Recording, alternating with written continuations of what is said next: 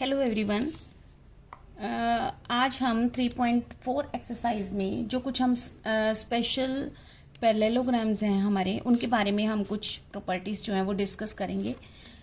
क्योंकि 3.4 एक्सरसाइज इसी से रिलेटेड है, इसलिए सबसे पहले हमें ये क्लियर होना चाहिए। तो फर्स्ट फिगर है हमारी रोम्बस, एंड ये एक रोम्बस है। अब रोम्बस की जो प्रॉपर्टीज़ होती हैं वो क्या होती हैं कि जो रोम्बस होता है उसकी ऑल साइड्स जो हैं वो इक्वल होती हैं। ठीक है, पहली प्रॉपर्टी हो गई इसकी, ऑल साइड्स इक्वल होती हैं। दूसरा जो है इसका, अपोजिट एंगल्स जो हैं वो इक्वल होते हैं। अपोजिट एंगल्स मीन्स ये एंगल इस एंगल के इक्वल होगा और ये वाला एंगल इस एंगल के इक्वल होगा। ठीक है, तो कोई भी बड़ा छोटा हो सकता है। तो अपोजिट एंगल्स इक्वल हो गए दूसरी प्रॉपर्टी में। एंड तीसरी प्रॉपर्टी क्या होती है कि जो इसके डायगोनल्स होते हैं, लेट्स सपोज कि इसका नेम हम ABCD रख देते हैं रोम्बस का। तो अब इसके जो डायगोनल्स हैं, ये डायगोनल्स जो हैं वो बाइसेक्ट करते हैं। बाइसेक्ट करते हैं, इसका मतलब बाइसेक्ट का मतलब होता है जहां पर भी वो कट रहे हैं तो वो half and half equal two parts में डिवाइड हो जाते हैं।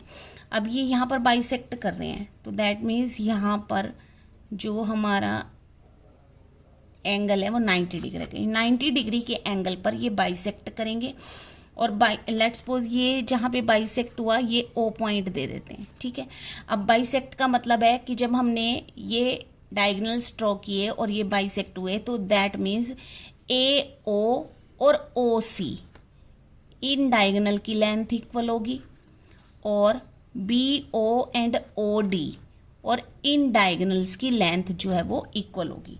यानी टू इक्वल हाफ्स में डिवाइड हो गए जब ये बाइसेक्ट हुए। तो इस तरीके से हमारी ये रोम्बस की जो है ये चार प्रॉपर्टी हो गई। चार प्रॉपर्टी कौन सी होगी? फर्स्ट वाली क्या है हमारी, फोर साइड्स इक्वल होती हैं। सेकंड वाली है कि अपोजिट एंगल्स जो हैं वो इक्वल होते हैं। एंड थर्ड प्रॉपर्टी है कि डायगोनल्स जो हैं, अब ये देखो डायगोनल्स जो हैं वो बाइसेक्ट करते हैं 90 डिग्री के एंगल पर। और जब ये जो हमारी ये फोर्थ प्रॉपर्टी हमने लिखी है, the diagonals of a rhombus are perpendicular, ये एक बहुत ही ध्यान रखने वाली प्रॉपर्टी है कि diagonals of a rhombus are perpendicular bisector of one another. Perpendicular bisector का मतलब है कि जब जहां पर भी वो बाइसेक्ट करेंगे तो 90 डिग्री का एंगल बन जाएगा और 90 डिग्री के एंगल पर बाइसेक्ट होंगे और जो इसके डायगोनल्स होंगे उनकी length half and half equal two halves में डिवाइड हो जाएगी। That mean AC two equal parts में डिवाइड हो गया, AO and OC। And BD diagonal जो है वो BO और OD ये टू इक्वल हाफ्स में डिवाइड हो गया। ठीक है, तो ये तो है रोम्बस की प्रॉपर्टीज। और अब हम ये जो हमने लिखा है कि पैरेललोग्राम और काइट, तो एक रोम्बस जो है हम उसे पैरेललोग्राम भी बुला सकते हैं और एक रोम्बस जो है और उसको हम काइट भी बोल सकते हैं। एक रोम्बस पैरेललोग्राम भी हो सकता है, एक रोम्बस जो है वो काइट भी हो सकता है। ओके, अब काइट कैसे हो सकता है देखो। अब अब एक रोम्बस जो है वो रोम्बस को हम काइट भी कह सकते हैं। कैसे कह सकते हैं कि काइट में देखो दो साइड छोटी होती हैं और दो साइड जो हैं वो बड़ी होती हैं। ये दो साइड साथ वाली इक्वल होती हैं और ये वाली दो साइड ये इक्वल होती हैं। ठीक है, रोम्बस में भी देखिए ऐसा ही है कि साथ वाली साइड्स जो हैं वो इक्वल हैं। तो इसमें भी बेसिकली साथ वाली जो साइड्स हैं वो इक्वल हैं। तो एक प्रॉपर्टी तो यहाँ पर ये अप्लाई हो गई इसकी। एंड सेकंड प्रॉपर्टी है कि अगर देखो काइट के जो डायगोनल्स हैं, अब ये जो काइट के डायगोनल्स हैं ये भी कहाँ पर कट रहे हैं? 90 डिग्री के एंगल पर कट रहे हैं, बाइसेक्ट नहीं कर रहे। बाइसेक्ट का मतलब तो आधा आधा हो जाता है डायगोनल, लेकिन ये बाइसेक्ट नहीं कर रहे। बट यहाँ पर ये देखो ये 90 डिग्री पर तो कट रहे हैं ना, तो यहाँ पर भी ये 90 डिग्री के एंगल पर कट रहे हैं।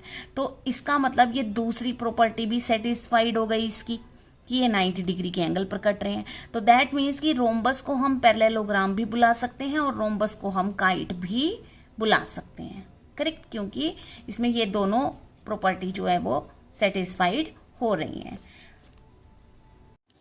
सेकेंड फिगर है हमारी रेक्टेंगल, ठीक है। अब रेक्टेंगल क्या होता है?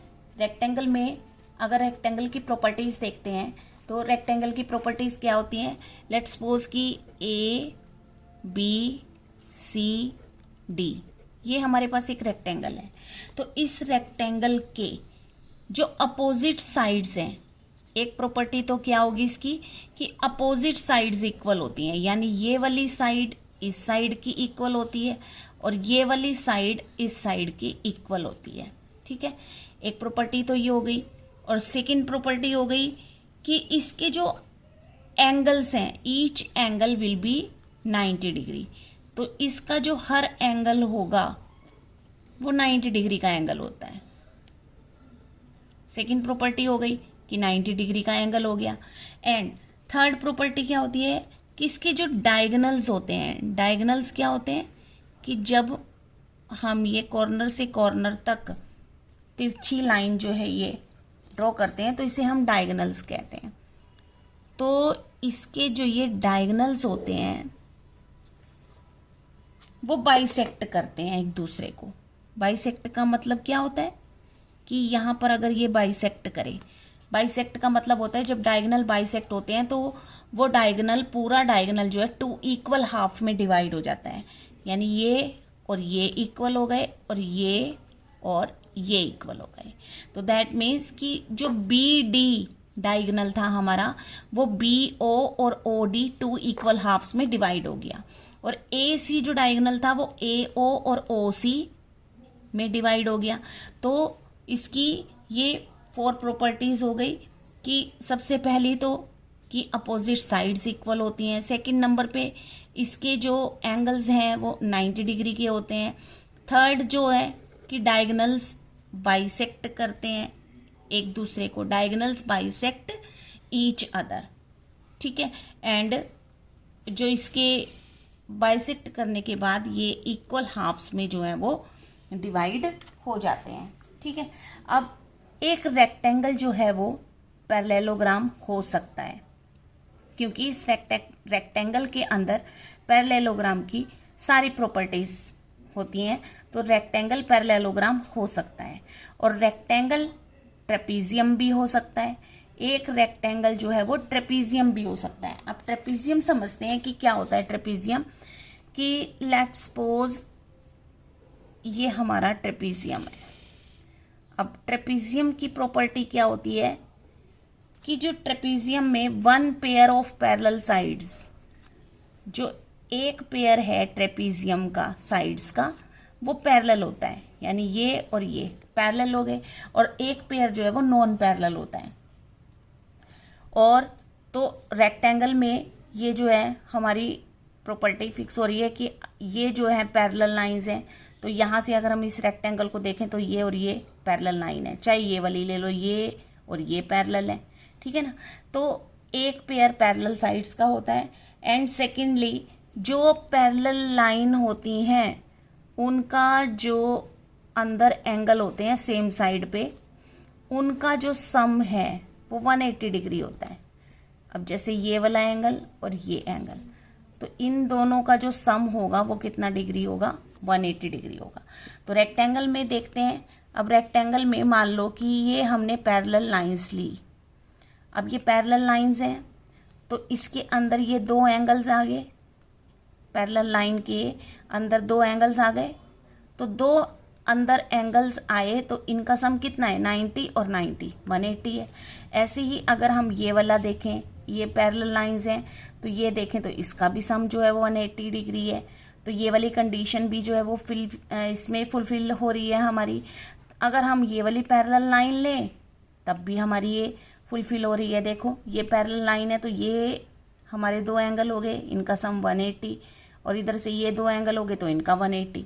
तो दैट मीन्स कि रेक्टेंगल जो है वो पैरेललोग्राम भी हो सकता है और रेक्टेंगल ट्रेपीजियम भी हो सकता है, लेकिन जो पैरेललोग्राम होता है वो रेक्टेंगल नहीं हो सकता और ट्रेपीजियम जो है वो रेक्टेंगल नहीं हो सकता। करेक्ट। थर्ड फिगर आती है हमारी स्क्वायर। स्क्वायर के बारे में, अब जो स्क्वायर की सबसे पहले, स्क्वायर जो है वो एक स्पेशल पैरेललोग्राम है। स्क्वायर मीन्स स्क्वायर जो है वो सबका हेड है, ऐसा समझ लें कि स्क्वायर के अंदर सभी पैरेललोग्राम की प्रॉपर्टीज हैं। तो स्क्वायर की प्रॉपर्टीज सबसे पहले देख लेते हैं कि इसकी प्रॉपर्टीज हैं क्या। सबसे पहले तो स्क्वायर की ऑल साइड, लेट्स सपोज कि इसको नेम दे देते हैं हम ABCD इज अ स्क्वायर, और इस ABCD स्क्वायर में ऑल साइड्स जो हैं वो इक्वल होंगी, सारी साइड्स इक्वल होती हैं, पहली प्रॉपर्टी। ठीक है। दूसरी क्या होगी कि जो ऑल एंगल्स हैं वो 90 डिग्री के होंगे। ठीक है, तो सारे एंगल 90 डिग्री के हो गए। थर्ड प्रॉपर्टी क्या हो जाएगी कि इसके जो डायगोनल्स हैं वो इक्वल होते हैं। ये जो डायगोनल्स हैं ये इक्वल होते हैं, थर्ड प्रॉपर्टी। और फोर्थ प्रॉपर्टी क्या हो जाएगी कि जो डायगोनल्स होते हैं वो बाइसेक्ट करते हैं 90 डिग्री के एंगल पर। ये 90 डिग्री के एंगल पर बाइसेक्ट करेंगे, जैसे कि हमारे रोम्बस में करा था। ठीक है, तो इसके जो डायगोनल्स हैं वो बाइसेक्ट करते हैं, और बाइसेक्ट करने के बाद ये जो डायगोनल होगा 2 इक्वल हाफ में डिवाइड हो जाएगा। अब ये BD जो डायगोनल था वो 2 हिस्सों में बढ़ चुका है इक्वल, BO एंड OD। और इसी तरीके से AC जो डायगोनल था वो भी 2 हिस्सों में बढ़ चुका है, AO और OC। करेक्ट। तो अब स्क्वायर जो है, अब ये देखें तो स्क्वायर जो है ये सब हो सकते हैं। स्क्वायर एक पैरेललोग्राम भी हो सकता है, स्क्वायर एक रेक्टेंगल भी हो सकता है, क्योंकि रेक्टेंगल की सारी प्रॉपर्टीज स्क्वायर में है। और स्क्वायर जो है वो रोम्बस भी हो सकता है, क्योंकि रोम्बस की सारी प्रॉपर्टीज इसके अंदर हैं।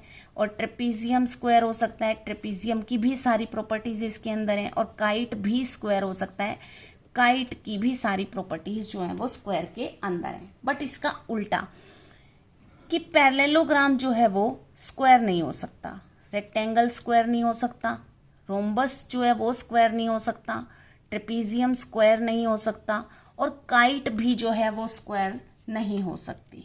ओके, सो ये कुछ स्पेशल पैरेललोग्राम्स थे जिनकी जरूरत हमें एक्सरसाइज 3.4 के क्वेश्चंस करने में पड़ेगी। इसलिए इन प्रॉपर्टीज को आप अच्छी तरीके से समझ लें ताकि सभी क्वेश्चंस करना हमारे लिए इजी हो। ओके, मिलते हैं फिर नेक्स्ट वीडियो में। Thanks for watching.